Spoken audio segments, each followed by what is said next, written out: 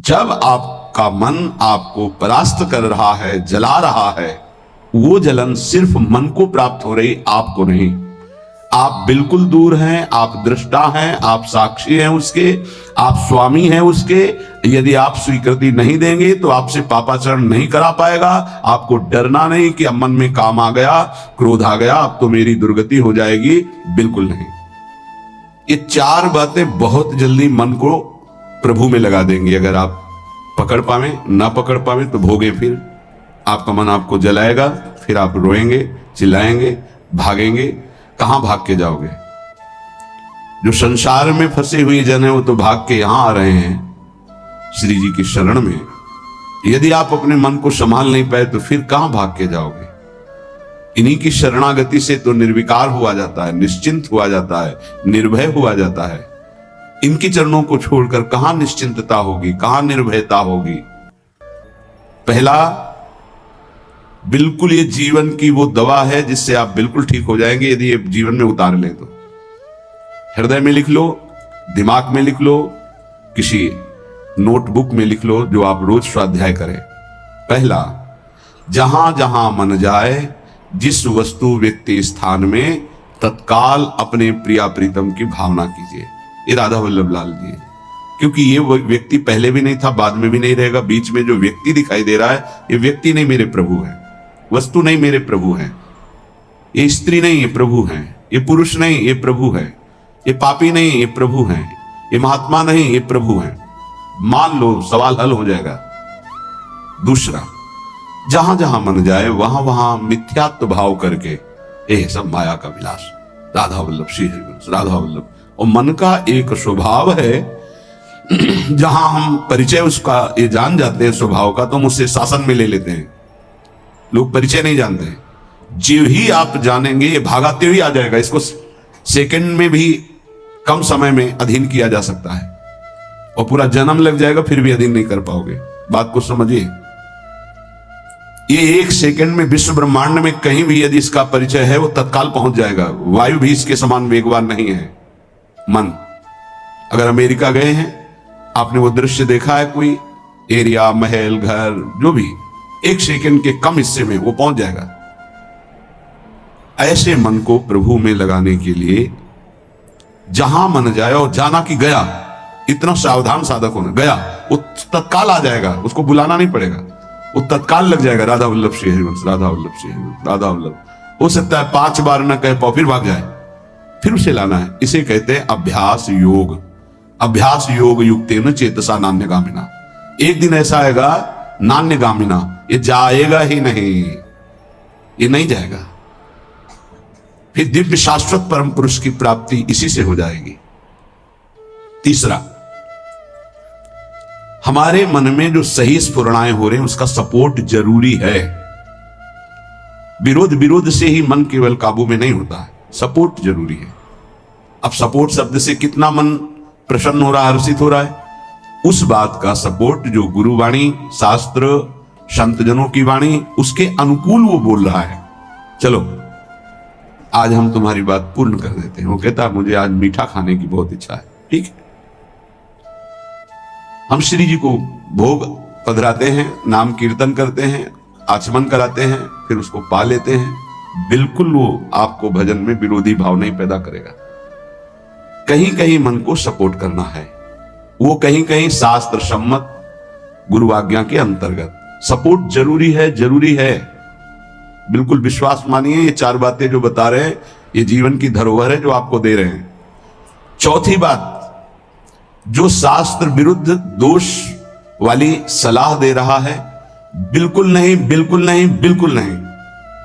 जैसे वो जरूरी है, जरूरी है सपोर्ट, ऐसे बिल्कुल सपोर्ट नहीं, बिल्कुल सपोर्ट नहीं, बिल्कुल नहीं। अब वो आपको जलाएगा। जैसे सपोर्ट शब्द से हर्षित हो गया, ऐसे बिल्कुल नहीं शब्द से वो शोकित हो जाएगा। अब आपको उदास कर देगा। जब उदास वो होगा तो आप उदास हो जाएंगे, कहीं मन नहीं लगेगा। आपको लगता है अब तो जीवन बेकार हो गया, तो मन लगना ही जीवन है क्या? अरे अभी आप समझे नहीं। सोहम तवैव आश्रितः, मैं प्रियालाल के आश्रित हूं। तो तन वांग मनोभिर, अगर ये नहीं लग पा रहे हैं तो मैं स्वयं प्रियालाल के आश्रित हूं। ये मुझे कैसे भ्रष्ट कर सकता है? तनु वांग मनोभिर, शरीर वाणी और मन, ये हम समर्पित कर रहे हैं। तो शरीर वाणी मन ये तीनों धोखा दे रहे हैं। शरीर बीमार हो गया है, जबान खराब हो गई है, मन गलत चिंतन करा रहा, तो हमारा बाल बांका भी नहीं कर सकता, क्योंकि सोहम तवैवाश्रिता, मैं स्वयं प्रियाजू की शरण में हूं। उपासक देखो देखो जरा, इस पर विचार करो। क्या शरीर को त्याग देने से परम पद मिल जाएगा? दुखों की निवृत्ति हो जाएगी? क्या निर्विकारता आ जाएगी? नहीं। ऐसे शरीर को नष्ट करने वाले को प्रेत योनि मिलती है। प्रेत योनि महाभयानक कष्टदायी, जिसमें वो दरिया के समीप रहते हुए बूंद पानी नहीं पी सकता, केवल वायु भक्षण करके वो जलता रहता है। कितने समय तक इसकी कोई सीमा नहीं है, युग युग बीत सकते हैं। ये मन जिसको तुमने अपना माना, कितनी दुर्गति का रास्ता चयन करा दिया। उपासक मस्ती सीखे। अरे चाहे गृहस्थ हो या विरक्त हो, भगवत आश्रित मस्त रहना सीखो। सदा रहो अलमस्त, नाम की धुन में हो जा मत वाला। निरंतर नाम, क्या फर्क पड़ता है मन सही है या गलत, क्या फर्क पड़ता है? क्यों? क्योंकि मैं स्वयं प्रभु के आश्रित हूं, मैं सच्चिदानंद का सच्चिदानंद अंश हूं। ना मैं कभी दूषित था, न दूषित हूं, न दूषित रहूंगा, और ना सृष्टि में किसी की सामर्थ्य है कि मुझे दूषित कर सके। इंद्रियां दूषित हो सकती हैं, मन दूषित हो सकता है, क्रिया दूषित हो सकती है। अब हम प्रभु के बल से इन इंद्रिय, मन और शरीर के दोषों का नाश करूंगा, ना कि इनके अनुसार चलूंगा। ये उपासक का स्वरूप है। व्यथा इंद्रिय प्रमथन स्वभाव वाली, मनुष्य प्रमथन स्वभाव वाला, इनके मथित होने पर, मनमथ नाम है काम का, वो इनमें बैठ करके ऐसा प्रमथन करता है, ऐसी व्यथा उत्पन्न करता है कि साधक का तदात्म भाव होने के कारण वो असहनीय हो जाता है और वो गलत संकल्प और चेष्टा में उतर जाता है। इसी को सह गया सो महापुरुष। यम ही न व्यथयन्ते ते पुरुषम पुरुषर्षभ। हे पुरुषों में श्रेष्ठ अर्जुन, अर्थात वो पुरुषों में श्रेष्ठ पुरुष है जो प्राप्त व्यथा को सह जाता है। इंद्रिय मन के द्वारा विकारात्मक पीड़ा को बिना किसी से राग द्वेष किए चुपचाप सह गया, ये भगवान की विशेष कृपा उस पर। हमारा मन क्या बुद्धि के साथ सोचवाता है कि जब हमें जो काम सताया, लोभ मोह ममता जो भी, हमें वो तत्काल मिल गया और हम शांत हो गए तो सौभाग्य समझते हैं। दुर्भाग्य है उस उपासक का जो चाहे और उसको प्राप्त हो जाए, दुर्भाग्य है उसका। सौभाग्यशाली वो है जो चाहे और ना मिले और जलता हुआ सह गया, उसे वो चीज मिलेगी जो त्रिभुवन में किसी को किसी साधना से नहीं मिलती। यम ही न व्यथयन्ते ते पुरुषम पुरुषर्षभ, शम दुखा सुखाधीरम स्वमृतत्वाय कल्पते। वो अमृत पद का अधिकारी हो गया, वो अमर हो गया, अविनाशी हो गया, वो अविनाशी पद में आरूढ़ हो गया जो इस व्यथा को सह गया। व्यथा को सहने वाला वही होता है जो व्यथा का दृष्टा बनता है, भोगता नहीं। तुम दृष्टा हो, बात समझिए। आपने देखा आपका मन गलत चाह कर रहा है, ये आपने देखा, आप में नहीं है, मन में है। पर कहने को होता है कि मेरे मन में दोष आ गया, लेकिन मेरे मन में नहीं, वो मेरे में आ गया, मैंने स्वीकार कर लिया। यही दुर्दशा है माया के द्वारा की गई। इसी का नाम जड़ चेतन ग्रंथि है। यही चिज्जड़ ग्रंथि है जिसका नाश करते हैं वेदांत के द्वारा, भक्ति के द्वारा, योग के द्वारा, कर्म योग के द्वारा, सत्संग के द्वारा, शास्त्र स्वाध्याय के द्वारा।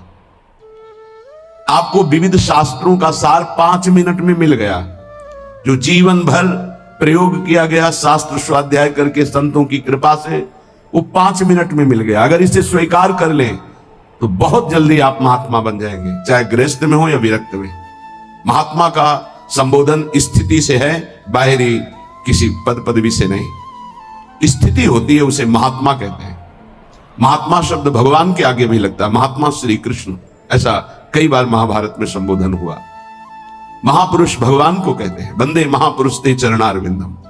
जो भगवान में तन्मय हो गया वो महात्मा, जो भगवान में भगवत भाव को प्राप्त कर लिया वो महापुरुष, अर्थात भगवान और भगवान के जनों में अभेद स्थिति हो जाती है।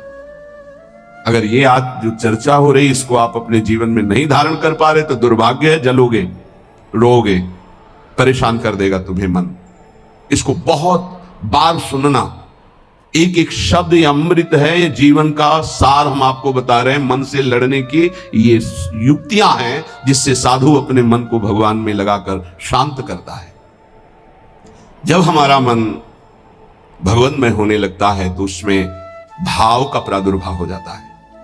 फिर ये जो अभाव है इसी से कामनाएं प्रकट होती हैं।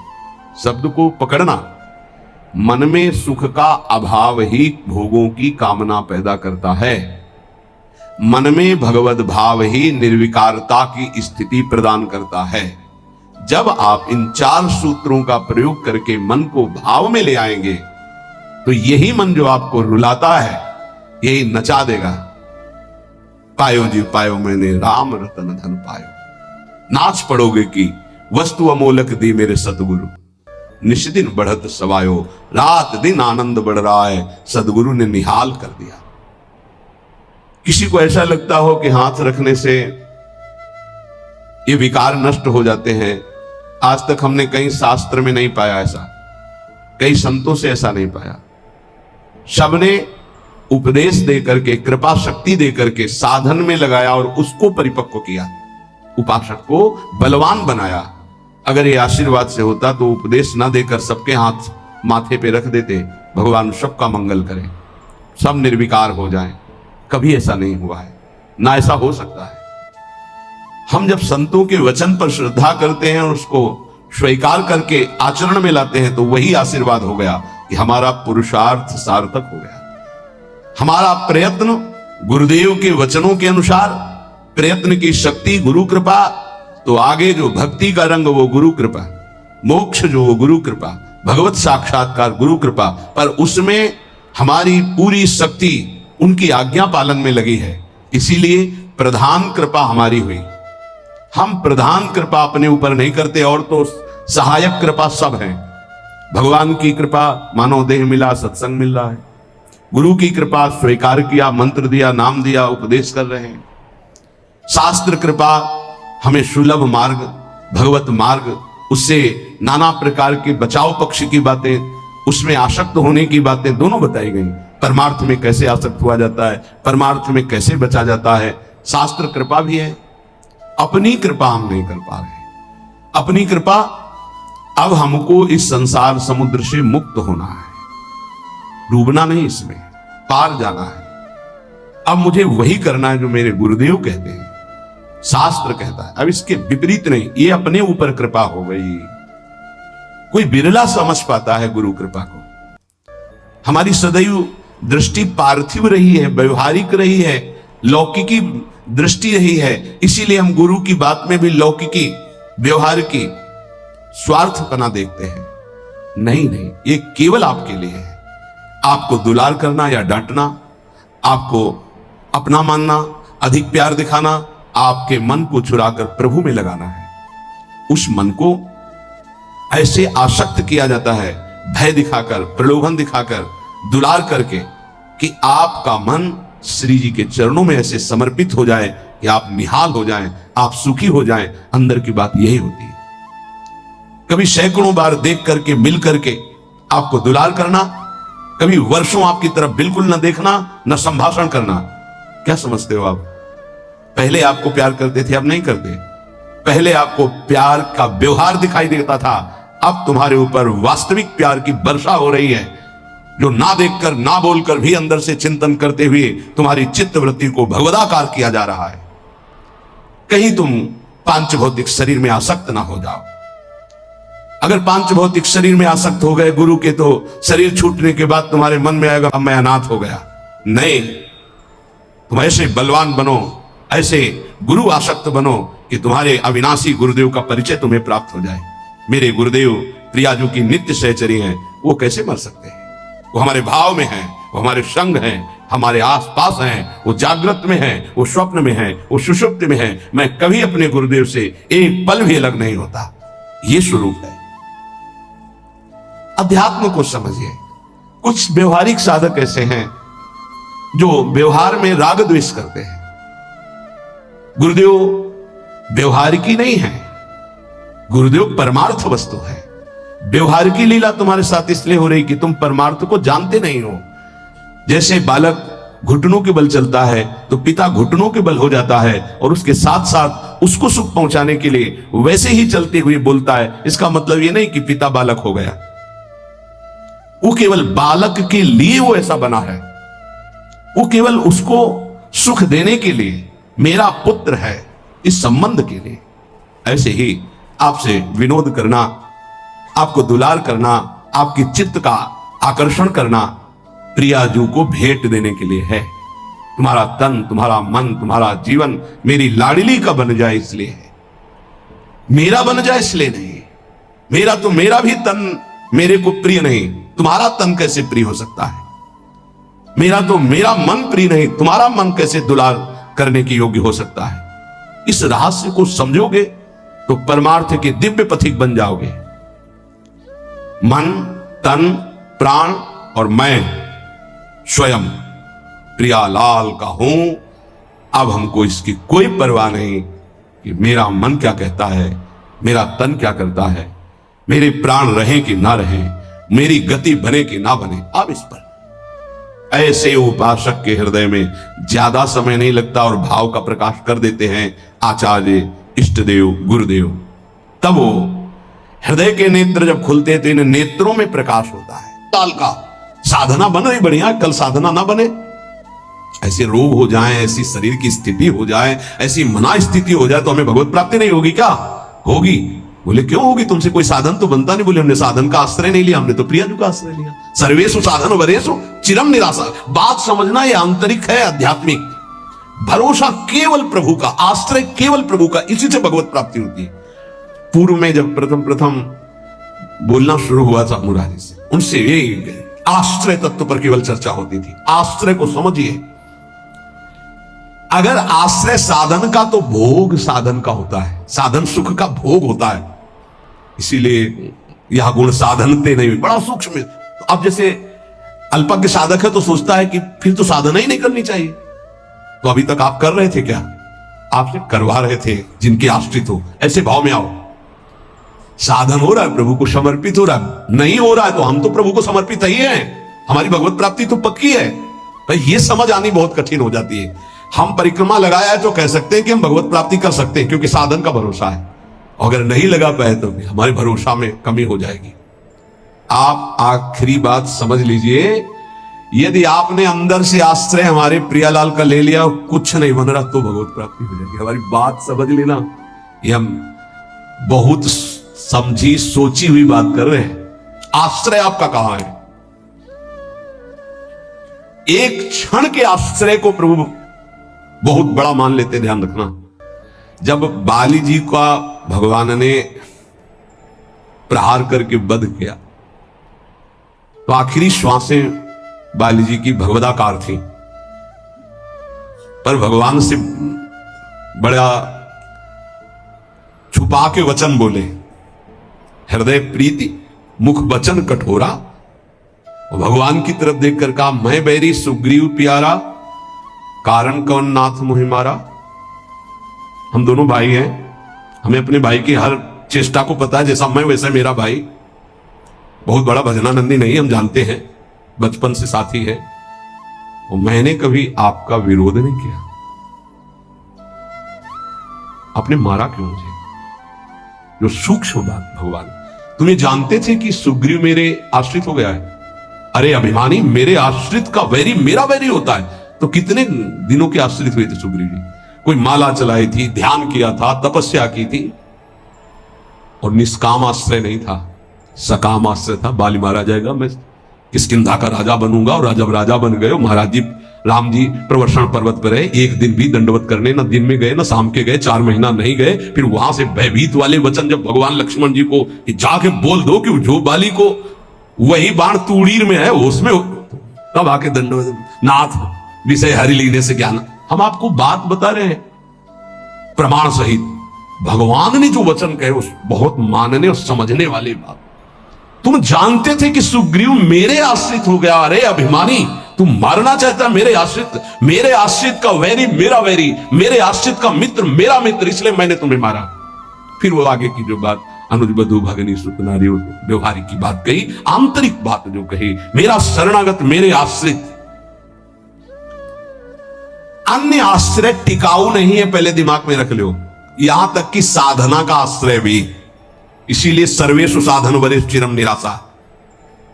साधना का आश्रय साधन का भोग करवाने लगता है। साधन का भोग क्या होता है? एक अहम में सुख। दिन में 3 परिक्रमा लगाता हूं वृंदावन की, वो अहम में जो आश्रय बैठ गया साधना का, ये अहम भोग कर रहा है उसका।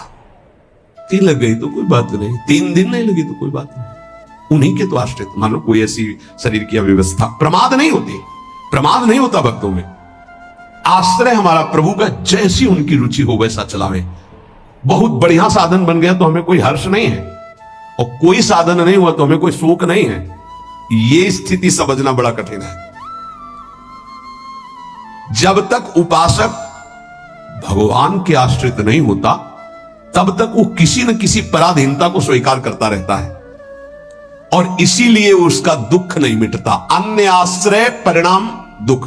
ध्यान रखना, प्रभु के सिवा अन्य आश्रय बराबर दुख, प्रभु का आश्रय बराबर सुख। दुख की निशानी नहीं।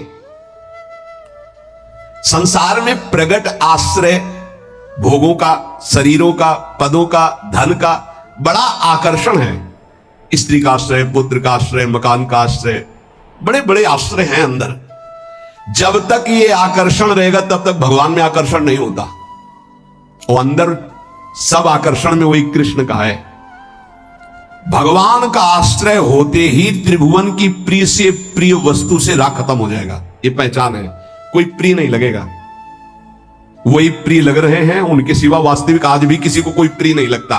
अगर वो अंतर ध्यान हो जाए तो उस शरीर को फूंक दिया जाता है, जला दिया जाता है, गाड़ दिया जाता है। क्या ये प्रियता रही? प्रियता तो प्रभु से ही थी। देखो, प्रगट में देखने वाले की दृष्टि में और वर्तमान की स्थिति में बड़ा अंतर हो सकता है। ऐसा नहीं है कि आप जो दृश्य देख रहे हो वो दृश्य वैसा ही हो। आपकी देखने की क्या शैली है? एक बार यही बात अकबर से जब कहा बीरबल ने कि देखी हुई बात गलत हो सकती है, अपना चिंतन जैसा होता है वैसे ही दृश्य दिखाई देता है, उसको भी समझना चाहिए, ना कि जो हमें दिखाई दे रहा है वही सत्य है। ऐसा कैसे हो सकता है? जब हम देख रहे हैं तो सत्य क्यों नहीं हो? तो उनका कभी ऐसा आपके सामने प्रश्न आवे तो बताना, फिर हम आपको उत्तर देंगे। एक दिन जो बादशाह की सैया लगाता था, उसके मन में आया कि जीवन व्यतीत होता जा रहा है फूलों की सैया लगाते हुए बादशाह के लिए तकिया आ रहा। 5 मिनट लेट के देखते बादशाह थोड़ी आ जाएगा इस समय। लेटा तो सोचा इनका जो चद्दर है इतना सुगंधित और मुलायम, जरा डाल के डाला और आंख मूंद के 5 मिनट आनंद लेते, सो गया। अब भैया कहां चारपाई में सोने वाला, कहां बादशाह की सैया में। और दरबार में उनको विलंब था, तो जो उनकी पत्नी थी वो आ गई। आज महाराज बिना कुछ खाए पिए बात किए, हमें लगता कोई सीरियस मैटर रहा होगा, थकित होकर के सो गए। पार्श्व में वो सो गई। बादशाह आया तो देखा मेरी सैया में कोई पुरुष और हमारी पत्नी।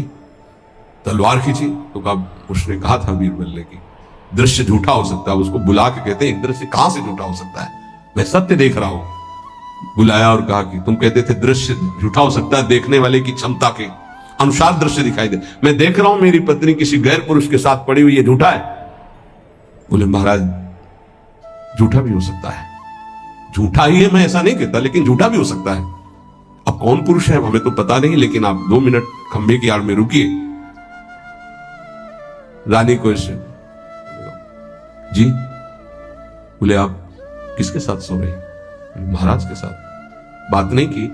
बोले थके थे, सो रहे थे इसलिए जगह नहीं, पार्श्व में सो गए। ठीक है आप जाइए, हम महाराज को जगा के ला रहे हैं क्योंकि भोजन नहीं पाया, इनको पवाना है। हाँ ठीक है। पर्दा हटाया तो वो फूल बिछा ले। वो तो घबरा रहा था एकदम, तो उनका मालिक जान बचा लो, मुझे ऐसा ऐसा आया इसलिए। नहीं तो किसके साथ? बोले हमारे साथ तो कोई नहीं था। बादशाह पर्दे की आड़ में सुन, पूरे चुपचाप भाग जा, अगर बादशाह जान गए तो भागा।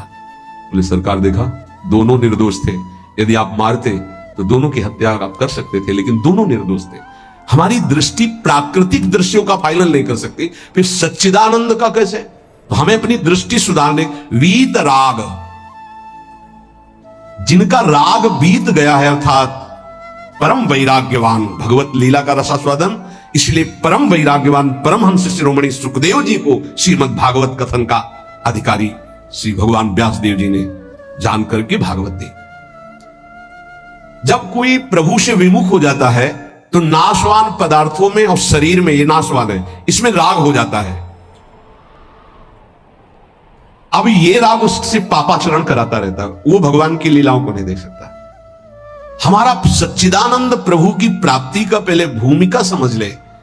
जब कोई तीनों रागों से, तीन प्रकृति के गुण, तीन शरीरों की रचना, तीनों लोकों का वैभव, तीनों रागों से जो मुक्त हो जाता है वो भगवत प्राप्त होता है। भगवत प्राप्ति में भी बड़ा भेद है कई तरह का। भगवत प्राप्ति में भी जो रस सिद्ध महापुरुष है वो गोपी भाव को, जो उनसे भी सहचरी भाव को, आपकी दशा कहां है? देह भाव में हो। अब देह भाव से देखोगे तो क्या दिखाई देगा? जैसा चश्मा वैसे दिखाई देगा। इसलिए लीला का वास्तविक रहस्य कौन जानता है? बोले वीतराग। कौन वीतराग? बोले जो परमात्मा से विमुख है, उसका नाशवान प्रकृति के द्वारा रचे हुए वस्तु, व्यक्ति, स्थान, शरीरों में राग हो जाता है। वो राग जिसका नष्ट हो चुका है उसे कहते हैं वीतराग, परमहंस। ये राग कामना पैदा करता रहता है, रजोगुण से राग उत्पन्न होता है, और राग से अप्राप्त की प्राप्ति की चाह का नाम कामना है। मैं ये भोग लूं, जो सुना, जो पढ़ा, जो देखा, वो भोग लूं, प्रकृति का कामना कहते हैं। कामना जहां उत्पन्न होती है तो प्रिय पदार्थों का भोगने से लोभ होता है, प्रिय पदार्थों के भोगने में बाधा पड़ने पर क्रोध होता है। भगवान कह रहे हैं कि वीतराग भय क्रोधो मन मया मामुपाश्रिता। जिसका राग नष्ट हो चुका है और जिसका क्रोध नष्ट हो चुका है, क्रोधी नहीं और भय नहीं। भय, जब तक आप पापाचरण करेंगे तो बिना किसी भय के भी आपको भय लगता रहेगा। ध्यान रखना, हृदयों में देख लेना। अगर भय लग रहा है आपको, अव्यक्त भय, कहीं ऐसा ना हो जाए, कहीं ऐसा, आपका मन मलिन है और आपने पापाचरण किए हैं, वो आपको भयभीत करते रहेंगे। जो भगवत शरणागत निर्मल हृदय वाला होता है उसके अंदर निर्भयता आती है, निर्भय, निश्चिंत, निशोक। भगवान कह रहे हैं जो राग रहित है और भय रहित है। भय एक ही जगह आता है। अज्ञान जनित नाशवान शरीरों में राग, भोगों में राग, जिससे पापाचरण, तो ये शरीर न नष्ट हो जाए इस बात का भय बना रहता है, कहीं भोग सामग्री न छूट जाए इस बात का भय बना रहता है, और एक मन में अव्यक्त भय बना रहता है, वो पापाचरण का फल, वो एक कल्पनात्मक भय बना रहता है, भयावह, जिसे आजकल भाषा में डिप्रेशन कहते हैं। वो बेमतलब की बातें सोच सोच कर डरता रहेगा। लेकिन भजन, भगवद आश्रय, ये निर्भय करता है, भय नहीं रहता। जब हमारी कामनाओं की आपूर्ति होती है तो क्रोध आता है, लेकिन भक्त की अगर कहीं वो कामना वाला भी अभी है, आपूर्ति होती तो कृपा मनाता, बड़ी कृपा हुई, भले नहीं दिया, नहीं मेरा मन फंसा देता, पूर्ति हो गई तो बहुत दुलार है, बड़ी प्रभु की दुलार वृत्ति है। वो प्रभु की तरफ ही देखता है, पूर्ति में भी अपूर्ति में। इसलिए ना वो तो लोभ से बंध पाता है ना क्रोध से। वो तो महान पुरुष होते हैं जिनमें कोई कामना नहीं होती, लेकिन प्रायः कामना से ही भक्ति प्रारंभ होती है। जो हमारा अनिष्ट होने की आशंका बनी रहती है, ये अविद्या, अज्ञान, नाशवान पदार्थ, नाशवान शरीर की प्रियता के कारण। तो भय, क्रोध, लोभ, ममता, ये सबका मूल जो है कामना है, काम है। इसी से दोषों की उत्पत्ति होती है। जब तक ये काम है तब तक भगवान की लीलाओं को तुम कैसे जान सकते हो? कैसे जान सकते हो? जब तक तुम्हारे शरीर से काम क्रीड़ा होती है, तुम्हारे अंदर मन में कामनाएं प्रकट होती हैं, तब तक तुम भगवान के चरित्रों का रहस्य नहीं जान सकते। क्योंकि भगवान कह रहे मेरे जो चरित्रों को, मेरे कर्म को, जन्म को दिव्य जान जाता है, उसका पुनर्जन्म नहीं होता, तो कौन जान जाता है? तो बोले वीतराग भय क्रोधा। जिनका राग नष्ट हो चुका है, जो निर्भय हो चुके हैं, जिनके हृदय में क्रोध नहीं है, और भगवान कह रहे मनमया मामुपाश्रिता, मनमया, जो मुझ में तल्लीन है, रात दिन नाम जप कर रहे भगवत ध्यान में, मामुपाश्रिता, मेरे ही आश्रित है, मेरा ही चिंतन, मेरा ही आश्रय, अंदर से किसी से कोई राग नहीं है, किसी भी भोग की भोगने की इच्छा नहीं है। उस इच्छा की जब वृत्ति नहीं तो क्रोध और लोभ की संभावना ही नहीं, और जब इच्छा ही नहीं तो पापाचरण नहीं तो भय नहीं हो। भय केवल पापाचरण से होता है। निर्विकार हृदय कूटस्थ स्वामी थे, हिमालय में भ्रमण कर रहे थे। एक शेर की गर्जना हुई, घुर्राता हुआ सामने आया तो छड़ी लिए हुए थे, पूज्य पादुड़िया बाबा का। ऐसे छड़ी लगा खड़े हो गए, बोले यार सुन, तेरा आहार अगर ये निश्चित हो चुका है तो तू गुर्रा मत इसे खा ले, अगर आहार नहीं निश्चित हुआ है तो तू जा। वो चला गया। कितने निर्भय कि सिंह के सामने भी एकदम ऐसे, क्यों? क्योंकि वीतराग है, शरीर से राग नष्ट हो चुका है। श्री भगवान कह रहे कि माम पाश्रिता। देखो बहुत सुंदर बात कह रहे, ध्यान देना। अपने लोगों का स्वभाव है बिना आश्रय के जी नहीं सकते, किसी न किसी का आश्रय, शरीर का आश्रय, रुपए का आश्रय, विपरीत शरीर का आश्रय, पद का आश्रय, विविध भोगों का आश्रय, नशा आदि का आश्रय। बिना आश्रय की जी नहीं सकता, आप ये समझ लो। ऐसी मान्यता हो चुकी है। और आश्रय अगर ये सब छोड़ दे तो अमर हो जाए। उसको लगता है मैं मर जाऊंगा बिना इसके, वो अमर हो जाए। यही माया का भ्रम है। किसी न किसी का आश्रय लिए रहता है, कभी भी वो आश्रय टिकाऊ नहीं है। ध्यान देकर देखिए क्या टिकाऊ है। मनुष्य शरीर टिकाऊ है? नहीं। Bank balance? नहीं। कोई पदार्थ पदवी? नहीं। बहुत ध्यान देने योग्य बात है। परमात्मा के अंश तुम्हारे अंदर जो एक आश्रय लेने की वृत्ति प्रकट हुई है, प्रकृति से, यही बंधन है। और इस बंधन को तुम तभी छुड़ा सकते हो जब प्रकृति को जिसने रचा उसका आश्रय ले लो, परमात्मा का, प्रभु का। भगवान का अंश जब तक प्रकृति के कुछ भी आश्रय रखेगा तब तक वो भय, क्रोध, लोभ, राग इनसे पिटता रहेगा। चिंता, शोक, नाना प्रकार की वीत राग। बहुत सुंदर बात है। लीला का निर्विकार स्वरूप अनुभव देखो। अगर गोपी प्रेम में तनिक भी कोई ऐसी बात होती तो परमहंस श्री सुखदेव जी, जो लौटकर अपने पिता का मुख नहीं देखा, जब पुकार रहे थे, माता को तो देखा ही नहीं, वो भला ऐसे विलास को कभी गा सकते थे? विचार कर। बृहस्पति शिष्य उद्धव बंदे नंद ब्रज स्त्री राम पादरेणु विभीषण सा अंतिम समय स्तव का गायन करते। भीष्म जी उस समय गोपी जनों का चिंतन करते हैं, भगवान की उस लीला विलास का। क्या है ये गोपी प्रेम? कोई ऐसी रहस्यमयी प्रेम वृत्ति है जो बड़े बड़ों को समझ में आने वाली नहीं है। इसलिए गायन करें।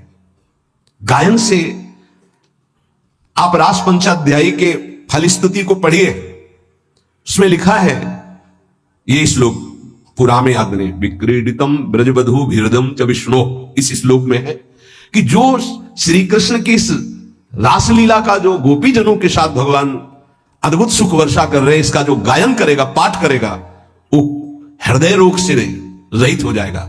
ये हृदय रोग को निर्मूल करने वाली लीला, अर्थात काम का सर्वनाश करके प्रेम प्रकाशित करने वाली। श्रीमद चतुरासी जी की फलस्तुति में लिखा है, भवजल निधि को नाव और काम पावक को पानी।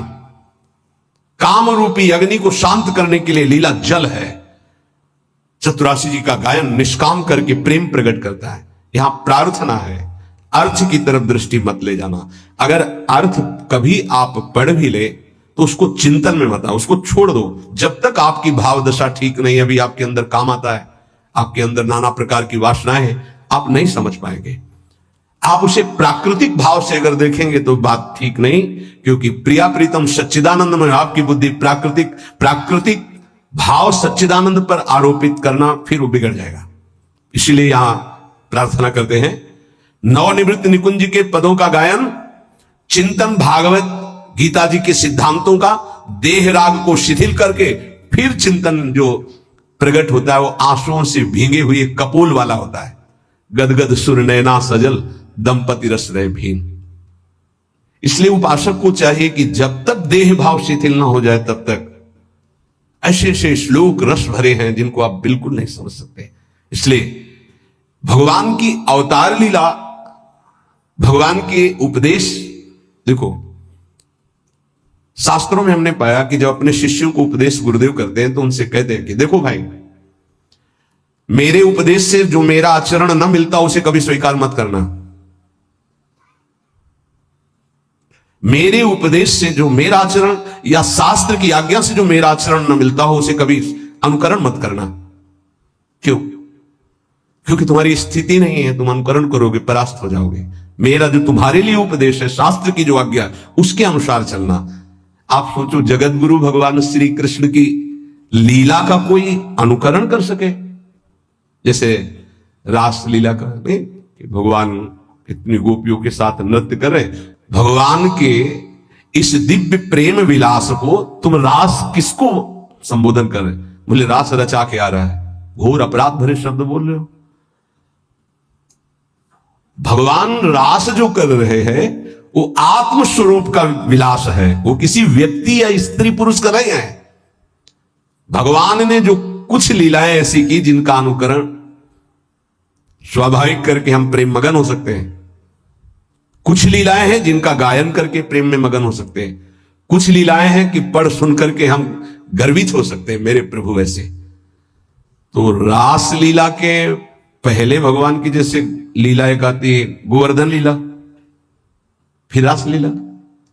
चलो रास लीला तुम करने के अनुकरण करने की बात करते, चलो गोवर्धन लीला करो। नहीं, भगवान जो लीला करते हैं उनका अनुकरण करो, गोवर्धन लीला करो। अब भी 21 किलोमीटर के महाराज है गिरिराज जी। श्री कृष्ण चंद्रजू जो लीला कर रहे हैं वो गायन करनी है, अनुकरण करने की सामर्थ्य किसमें है? किसमें है? भगवान शंकर ने हलाहल जहर निकला समुद्र मंथन से, यहां रोक लिया, तुम एक कुल्ला पानी रोक के दिखाओ, पानी, और हलाहल जहर रोक लिया। तो सामर्थ्यवान महापुरुषों का आचरण वही अनुकरणीय है जो शास्त्र सम्मत है, जिनका वो आदेश कर रहे हैं कि आप ऐसा कीजिए। हर बात अनुकरणीय नहीं है, क्योंकि वो किस दशा में किस स्थिति में है। इसीलिए यहां भगवान कह रहे मेरे जन्म कर्म की दिव्यता को कौन जानेगा, और जो जानेगा उसका पुनर्जन्म नहीं होगा। तो बोले वीत राग, जिसका राग नष्ट हो चुका है,